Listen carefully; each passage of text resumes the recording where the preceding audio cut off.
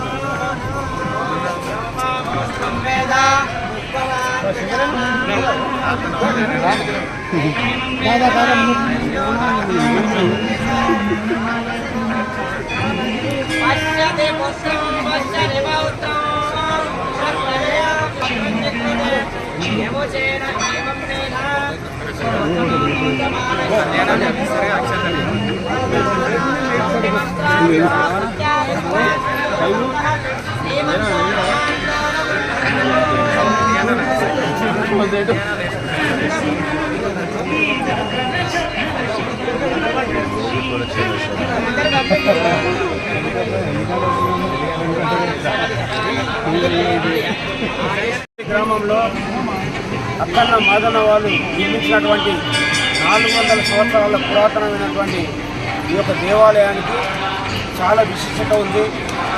కొన్ని వేలాది మంది భక్తులు రోజువారీ కూడా పూజలు పురస్కారాలు తీసుకొని వాళ్ళ యొక్క ఆశీర్వాదం, దేవుళ్ళ యొక్క ఆశీర్వాదం తీసుకోవడం జరుగుతుంది. ఇది చరిత్ర కలిగినటువంటి ఈ యొక్క ఉద్దమర్రి గ్రామంలో ఉన్నటువంటి శివాలయం విష్ణు దేవాలయం. మరి ఈరోజు సీతారాముల వారి వెంకటేశ్వర స్వామి వారి కళ్యాణం, అదేవిధంగా శివపార్వతుల కళ్యాణం ఒకే రోజు జరపడం అనేది చాలా విశిష్టం. ఈ యొక్క జరిగినటువంటి కార్యక్రమానికి వేలాది మంది భక్తులు విచ్చేసారు.